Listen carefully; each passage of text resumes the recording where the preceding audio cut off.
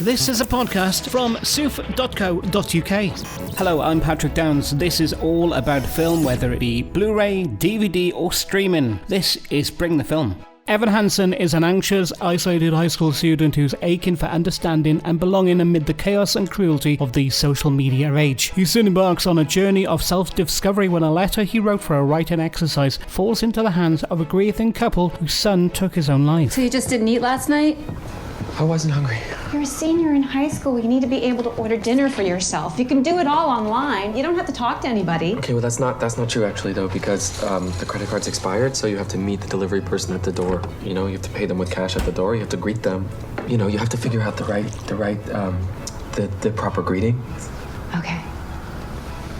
This is what you're supposed to be working on, sweetheart, with Dr. Sherman. Have you been doing those letters he wants you to do? Dear Evan Hansen. Yeah, I've been trying to. Those letters are important, honey. You have to keep working. You can't go back to where you were last year, right? You have an appointment this afternoon. I'm working till 6, so you're gonna have to take the bus. Hey, I thought you could go around and ask all the other kids to sign your cast. Perfect icebreaker, right? Directed by Stephen Chbosky and stars Ben Platt, Amy Adams, Julianne Moore, Caitlin Dever and Amanda Steenberg. Ben Platt plays Evan Hansen, but tell us more about how excited you were to star in the musical and now the film of Dear Evan Hansen. It was every dream that I've had as a young person come true. I think I'm a musical theater nerd since I was 6 years old, and my greatest dream was always to be part of an original musical that was written from scratch and to get to originate a role on Broadway and make my mark in terms of the musical theater canon. So that opportunity alone would have been, as we say in the Jewish community, dayenu, would have been enough. But the fact that it, on top of that, was a show that had such emotional power and was discussing something so important and changing so many young people's perspectives and opening up all these conversations and getting to play a character who's dealing with anxiety, which is something that I deal with as my own person. It added all these incredible levels of fulfillment and just gratitude to it that just kind of kept topping itself. And so I couldn't have asked for a more fortunate experience. I feel really privileged that that's kind of what opened the door to what is now my sort of career, and I just always will have a lot of love for the musical and for the character. Tell me more about what playing the character has taught you. Evan Hansen is painfully shy and awkward and has a really hard time connecting and living anywhere outside of his own mind, which is something that I certainly can relate to. And I think is, like everyone is, but in a kind of especially attuned, focused way, so hungry for connection and so desperately in need of connection in whatever form that he, you know, unbeknownst to himself, kind of subconsciously, is really willing to do whatever it takes to finally have that connection. And I think that desire and the mistakes that we make in the name of that connection is what make him so universally connectable and so understandable, and why people see themselves in him. Because I think we all have those moments where we do things we regret or that we might take back in the name of feeling seen or connected or heard. And I think he is somebody that, especially in the film iteration of the story, really grows and learns and gets to be redeemed and evolve and hopefully find a little more comfort in himself, because I think at the beginning of the story he's a character that deals with a lot of self-hatred. So he's, you know, difficult and very fraught character, but someone that I've grown to love very much, obviously. Tell me more about your character and how he struggles to connect with people. I've learned that sometimes forcing yourself to have a difficult, awkward, stumbling, you know, uncomfortable conversation just to rip the Band-Aid off or get the ball rolling or bite the bullet is so important, and it's something that I need to be forcing myself to do. Even when I'm a very non-confrontational person, I can often get very afraid of expressing my feelings or really asking others about theirs that I want to know, just by virtue of that, you know, that awkwardness, that discomfort, that inability to just get over that hump. And I think Evan's story and his plight and all of the things that he goes through have taught me that, you know, you just kind of have to push yourself over that cliff and force yourself to start those conversations, because the fruits of what can happen once you get past that discomfort are so important and just fill you up as a human being. And I also think he's taught me that social media is a very scary thing and that you need to be very careful with the ways in which you use it and what you try to glean from it, and how much worth you endow it with. And what about playing the character? What's that taught you? The relationship between Evan and his mother, Heidi, I think has always felt to me and to the writers as sort of the central relationship of the story. I think there are many beautiful relationships and interesting, fraught, difficult relationships throughout, and every character gets a lot of a very 3D realization, but I believe the heart part at the end of the day of the film and of Evan is his relationship with his mother. And I think it's a beautiful depiction of that stage in adolescence or in, your teenage years where at the same time as really needing that connection with a parent more than you ever will, it's also the most difficult to connect that it will ever be, and to express yourself and to communicate. And it's kind of a volatile combination of being someone who is experiencing so many growing pains and so much evolution and really needing that parental connection, but so unable to ask for it or truly express the need for it because of where you are in your life. So for that reason, it's such a moving relationship to me, and I think that's a relationship that really sticks with people when they see the story, particularly when we get to arrive at a much more healthy, connected human place in that relationship by the end. Ben Platt plays Evan Hansen. Tell us more about your character's relationship with your mother, who's played by Julianne Moore. To get to work this time with, a screen veteran like Julianne Moore, who is one of the greatest, screen actors that we have, I just consider it a huge privilege. She kept me incredibly grounded and authentic and human and honest in a way that I think is only possible when you're working with a true great like that on camera. It was impossible to express any inauthenticity or to broadcast anything or to make things overwrought when you're working opposite her, because she keeps things so deeply true. And she has such a silliness and a joy for the work that I can only hope that if I'm lucky enough to keep working, as long as she has, that I will still maintain the way that she does. I find that really inspiring. Ben Platt plays Evan Hansen. Tell us more about working with Amy, Danny, and Caitlin in this film. All three of the Murphy family members in the movie are extraordinary. Obviously, Amy Adams is, again, one of the greats that we have, and she carried such a quiet grief throughout the film that made the stakes of the loss of her son so real at every turn, in every scene. Never over broadcasting it or hitting it over the head, but just always with this ever-present well of pain and of grief that make it impossible for Evan not to lie, impossible for him not to keep talking and keep comforting her.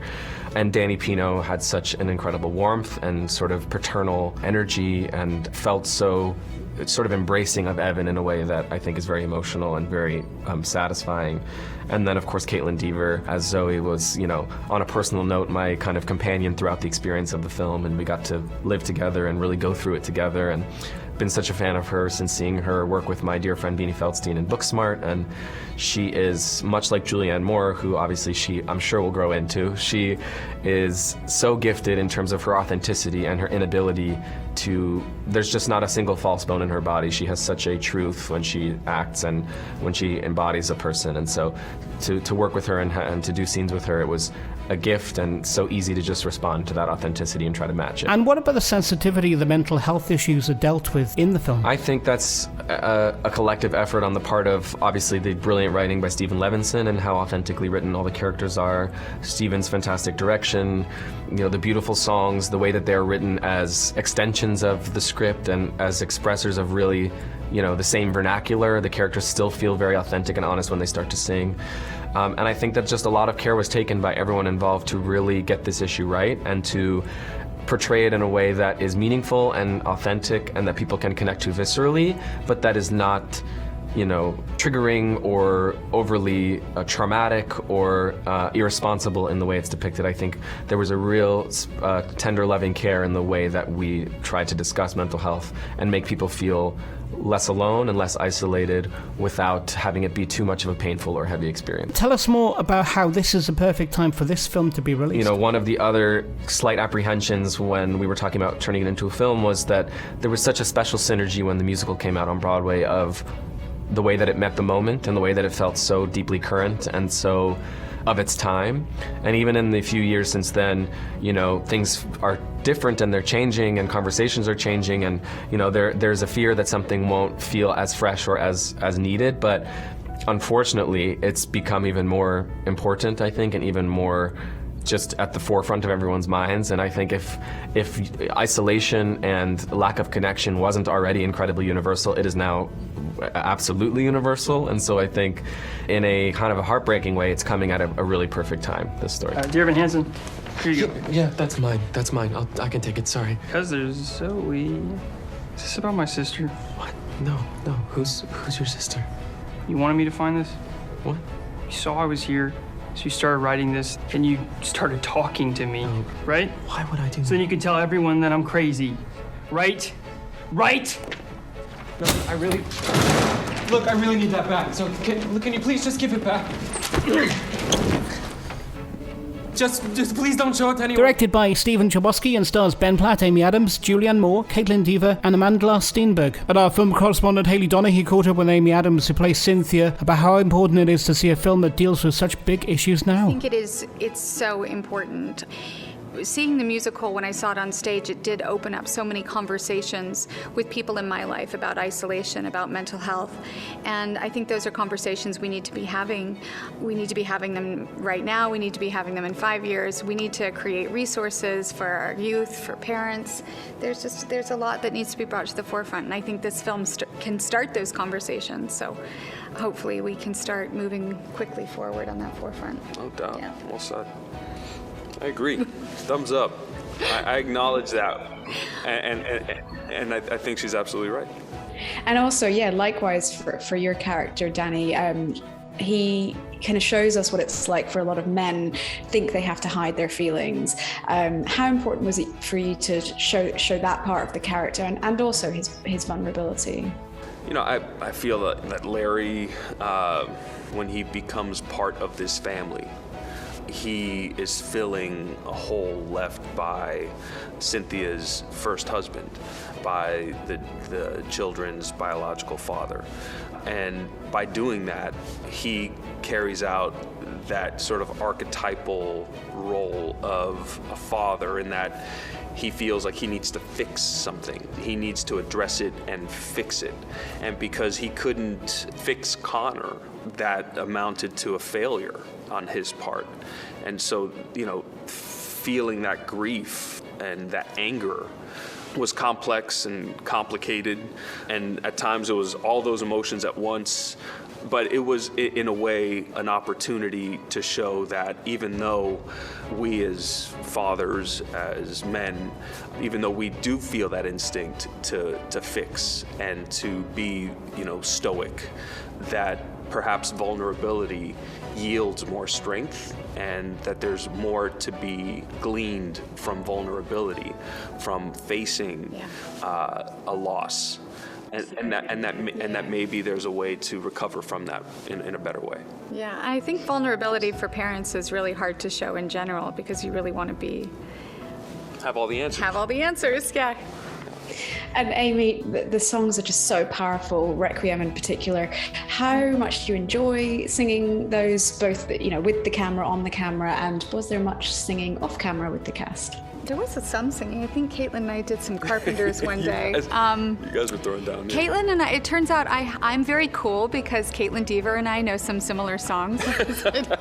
I think she's so awesome. But Fantastic. Yeah, singing was, I love singing. I think music is transformative and it can deliver a message straight to your heart.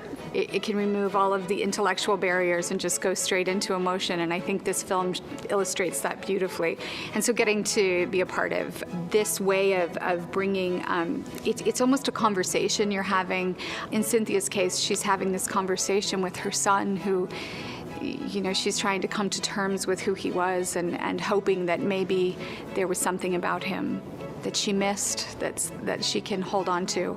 So it was such a beautiful experience. I could go on and on. I love singing. I love music. I'm a big dork when it comes to that stuff. And so. She does it so incredibly well. I mean, I remember when I was in the same room with her the first time we sang together, and I just felt like there was the air changed in the room.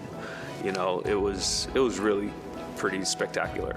Yeah, well, this one. Stop. I thought that you could wear this to the memorial for your speech. Oh, I'm not. I wasn't. I'm not speaking. Why not? Well, I just don't think. I mean, most people think that I'm not that cool of a person, so nobody wants to hear from me. Well, if that's what most people think, it sounds like most people don't know you very well. I didn't know Connor either.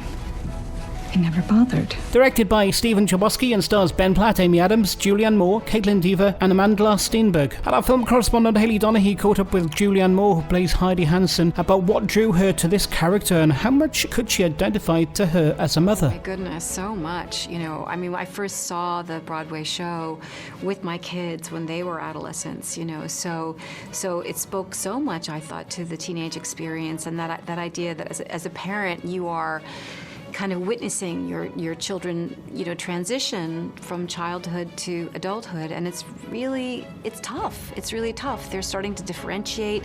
They relate to you a little differently. You need to allow them the space to become who they are, but you also kind of hover in case there's something that they need from you, and you're not always privy to everything that they're feeling, because they'll express it in fits and starts, So that idea of that's what Heidi's going through, and she's also dealing with a kid, who's had mental health issues. So she's trying to keep an eye on that, as well as being a single parent and supporting their family. So it was something that I thought was so beautifully rendered in the musical, and I was very grateful to have the opportunity to play her.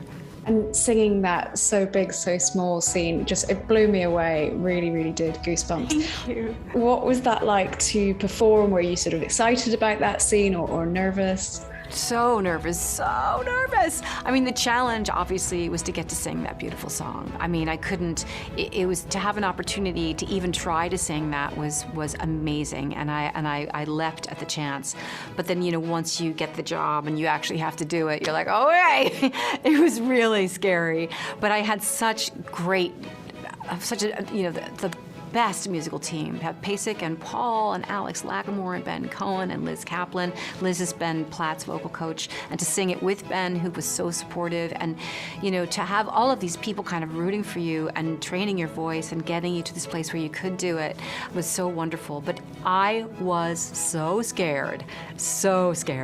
It was, I can't believe, it's in my memory indelibly that day. The film, for me, brought back a lot of, teenage memories. And I was wondering, kind of, what would your letter to your teenage self be? I think I would say, dear Julianne Moore, it doesn't last that long. You'll get through it. I think we've all been there with the lunch tray, right? There's that horrible moment of him with the lunch tray. I was like, who hasn't stood there and gone, like, where do I go? What do I do? It's pretty hard. It's so true. That's exactly my thoughts. And just so many important messages as well. Mental health, social media, the power of all of that. How important do you think this film is for everybody, and particularly maybe teenagers, to see right now? Well, I think anything that you can see where you feel like you can identify, where you feel your own self is reflected is helpful. And in this case, like I said, who hasn't felt like that kid, like not knowing where to sit? We've all felt, particularly during this last year and a half, isolated and not a part of something. To know that, to see yourself reflected, to know that you're not alone, that this is a human feeling, that we all feel this way, is just incredibly helpful, I think. So you just didn't eat last night? I wasn't hungry. You're a senior in high school. You need to be able to order dinner for yourself. You can do it all online. You don't have to talk to anybody. Okay, well, that's not true, actually, though, because the credit card's expired, so you have to meet the delivery person at the door. You have to pay them with cash at the door. You have to greet them. You have to figure out the proper greeting. Okay. This is what you're supposed to be working on, sweetheart, with Dr. Sherman. Have you been doing those letters he wants you to do? Dear Evan Hansen. I've been trying to. Those letters are important, honey. You have to keep working. You can't go back to where you were last year, right? You have an appointment this afternoon. I'm working till 6, so you're gonna have to take the bus. Hey, I thought you could go around and ask all the other kids to sign your cast. Perfect icebreaker, right? Directed by Stephen Chbosky and stars Ben Platt, Amy Adams, Julianne Moore, Caitlin Dever and Amanda Steenberg. And our correspondent Hayley Donaghy caught up with Stephen Chbosky about how he got involved with the project. Well, basically, I saw the show about 3 years ago. I loved it. And I immediately called my team and said, are they making a movie of this? And at the time, there was very informal. They didn't really know. They were just kind of, I don't know if they were, I'm not sure what was happening. But I had a general meeting with Mark Platt and Adam Siegel, and I said, what are you guys doing with that? Oh, would you be interested? Very much so, yes. I wanted in so badly. I tried to play it cool, but anyway, I guess I did. And eventually it was fun. After a couple of just general meetings, I went into Universal after having the blessing of the authors, because I didn't want to meet with the studio unless the authors approved of me, where I said, well, I basically spent the last 15 years of my career either writing or co-writing musical movies or making, kind of like emotional movies about young people, so like, I'm your guy. And luckily they agreed and they hired me. And Ben, I mean, he just gave me instant goosebumps when I first heard him sing. So I can only imagine what it was like to be in the same room as him. Yeah, what was your reaction when you first met him and heard that voice?